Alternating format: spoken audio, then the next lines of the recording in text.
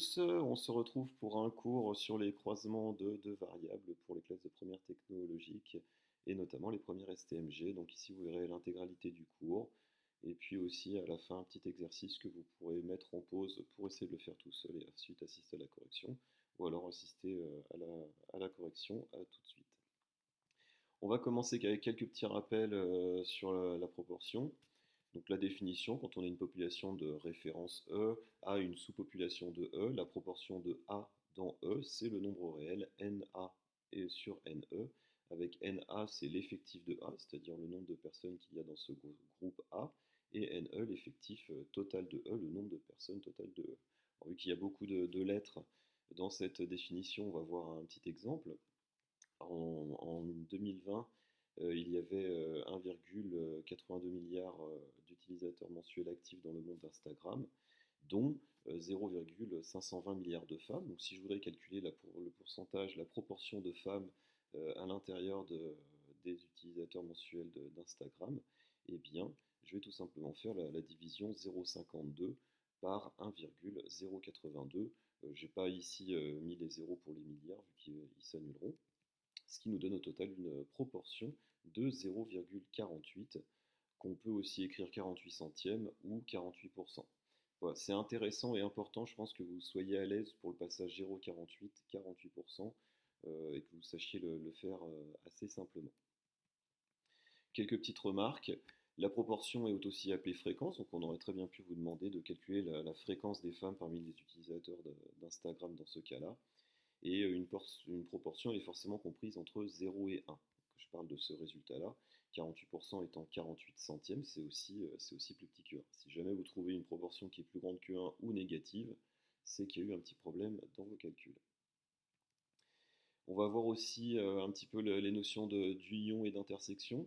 Donc là, on va considérer que A et B, c'est deux sous-populations d'une population E. L'intersection A inter B, c'est la sous-population de E, c'est la partie de E qui est constituée des individus qui appartiennent à la fois à A et à B, aux deux groupes en même temps.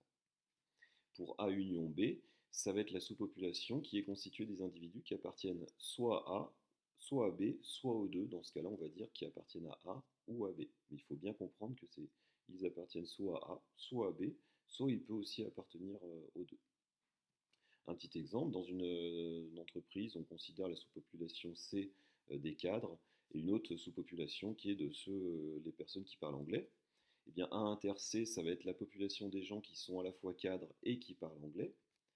Et A union C, ça va être la population des personnes qui sont cadres ou qui parlent anglais, c'est-à-dire qui sont soit cadres, soit qui parlent anglais, soit qui sont les deux, c'est-à-dire qui sont cadres parlant anglais. Maintenant, on va rentrer plus dans le vif du sujet avec les tableaux croisés. Donc lorsqu'on s'intéresse à deux caractères d'une population, par exemple le nombre d'admis à un examen et aussi le sexe de la personne qui l'a passé, il peut être intéressant de faire un tableau croisé afin de voir les liens qu'il peut y avoir entre ces deux caractères-là. Donc un exemple, là je vous ai mis un tableau qui représente les réussites au bac général de 2013. Donc on a ici les garçons, les filles, et puis dans les colonnes, on va lire le nombre d'admis et le nombre de recalés. Du coup, ça nous permet de pouvoir étudier en même temps ces deux caractères et puis voir un petit peu l'influence de l'un et de l'autre. Donc les deux colonnes qui sont appelées totales, donc les colonnes qui sont, enfin la colonne totale et la ligne totale, c'est ce qu'on va appeler les marges du tableau. On verra un petit peu ce vocabulaire-là quand on parlera de fréquence marginale. On s'intéressera du coup à ces marges-là. On va passer d'ailleurs tout de suite aux fréquences marginales. Si on divise chaque case de notre tableau par l'effectif total, on obtient alors dans les marges ce qu'on appelle les fréquences marginales. Je vous représente notre tableau là, qui nous présente les résultats au baccalauréat 2013. Ça revient du coup à diviser chaque case de mon tableau par le total ici, l'effectif total qui est de 331 865, ce qui nous donne ces petites divisions-là. On va les effectuer quand même. Du coup, on trouve par exemple que le pourcentage d'admis garçons, ça va être de 0,44 parmi les garçons. Mais ce qui va nous intéresser surtout, ça va être les fréquences ici en marge. Donc on peut lire par exemple qu'il y a 49% de garçons parmi les gens qui ont passé le baccalauréat. On peut aussi lire par exemple qu'il y a 92% d'inscrits qui ont été admis à l'issue de ce baccalauréat en 2013. On peut vous poser, parce qu'on va reparler un petit peu des intersections qu'on a vues, la proportion des élèves qui sont des garçons et qui ont obtenu le baccalauréat. On va la lire à l'intersection de la colonne garçon et de la colonne admis, donc ici, enfin de la ligne garçon et de la colonne admis, et on lit directement que la proportion P de G inter A est de 0,44 ou 44% parce que c'est un petit peu plus parlant. Donc voilà, ça veut dire que 44% des personnes qui ont passé le bac ont été admis et étaient aussi des garçons en même temps. Les fréquences conditionnelles, dans le cas des fréquences conditionnelles, on va fixer un des deux caractères, donc on ne va plus en étudier qu'un seul. Donc dans notre exemple d'admissibilité au bac, soit le sexe de la personne, garçon ou fille, soit son admissibilité, admise ou recalée. Et on va s'intéresser à cette colonne-là. Donc par exemple, là, je vous propose de regarder ce tableau-là, et on voudrait connaître la proportion d'admis parmi les garçons. Et bien dans ce cas-là, ce qu'on va faire, c'est qu'on va prendre la ligne garçon et on va la diviser par le total des garçons. Attention, là cette fois-ci, on ne va plus diviser par le total de notre tableau, qu'on avait, d'ailleurs que j'ai retiré, mais on va diviser par le total des garçons parce qu'on étudie un petit peu ce caractère garçon un petit peu plus spécifiquement. On pourrait faire exactement la même chose d'ailleurs sur les filles. J'ai divisé toute la ligne filles par le total des filles, 169 251. Ce qui nous donne du coup, si je calcule ces fractions, ces résultats-là. Et du coup, on peut lire que le pourcentage, que parmi les garçons, donc sur cette ligne-là, 97,7% étaient admis. Et parmi les filles, donc ici, cette ligne-là, eh bien, il y a eu 93,2% d'admis. Voilà, ça nous permet en fait de se fixer sur un des paramètres. On pourrait réaliser la même opération sur les colonnes si on veut par exemple connaître la proportion de filles parmi les admis ou le pourcentage de garçons parmi les recalés. On ferait la même chose, cette fois-ci sur les colonnes, et cette colonne-là de total ne nous servirait plus à rien. Je vous propose un petit exercice que je vais corriger intégralement. C'est un exercice assez classique qui va permettre de reprendre un petit peu tous les points qu'on a vus, c'est-à-dire construire un tableau croisé à partir d'un énoncé, donner le tableau des fréquences marginales, trouver une proportion d'une intersection et ensuite travailler sur les fréquences conditionnelles par rapport aux femmes. Je vous laisse mettre en pause si vous voulez essayer de le faire vous-même, sinon vous pouvez laisser la vidéo se dérouler. On va passer maintenant du coup à la correction, donc on va faire déjà ce tableau-là, c'est ce qu'on nous demande. Alors pour remplir un tableau comme ça croisé, ce qu'on fait c'est qu'on va relire l'énoncé et placer les données petit à petit au fil de la lecture, les données de notre tableau. Donc ici, si je lis le tableau, on nous dit on est dans une compétition de badminton et on a relevé 126 compétiteurs au total. Donc le 126, je vais le placer ici. Et on nous dit que 46 personnes sont des femmes. Donc je vais placer le 46 au niveau du total des femmes. Parmi les femmes, on nous dit que 21 sont classées. Donc du coup, je peux écrire directement qu'ici, je sais que on a 21 femmes qui sont classées. Et après, j'ai un petit pourcentage. On me dit parmi les compétiteurs hommes, donc dans cette colonne-là, 66,25% sont classés. Donc pour arriver à placer ce pourcentage, c'est-à-dire le placer ici, j'ai besoin du total des hommes.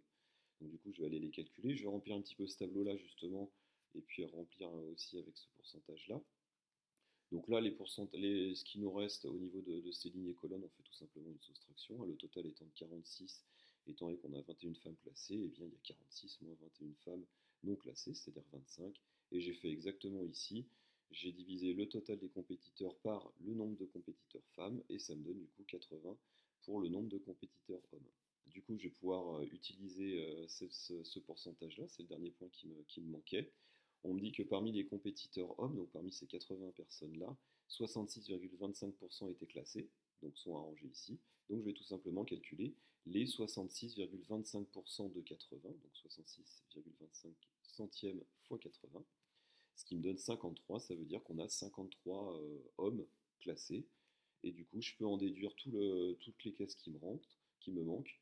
Par exemple, pour ça, eh bien, je vais faire 52 moins 25 et trouver qu'il y a 27 hommes non classés. Et pour les totaux ici, je vais tout simplement faire la somme des deux colonnes qu'il y a avant.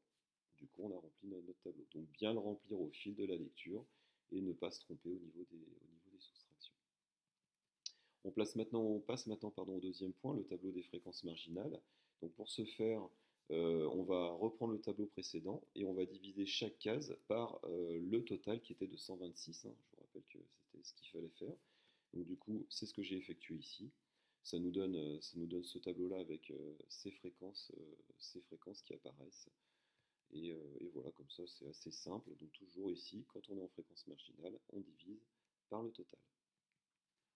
Maintenant, on va répondre à la question suivante. On nous demandait la proportion de F inter C, c'est-à-dire pour la proportion de femmes qui sont classées, qui ont ces deux caractères-là en même temps. Donc du coup, ça, je vais tout simplement le retrouver dans le tableau précédent, à l'intersection de la colonne F et de la ligne C, c'est-à-dire ici. Je vois ici, je lis directement qu'on a 17% de femmes qui sont classées parmi l'ensemble des compétiteurs de ce tournoi-là. Donc P de F inter C, la proportion de F inter C est égale à 0,17.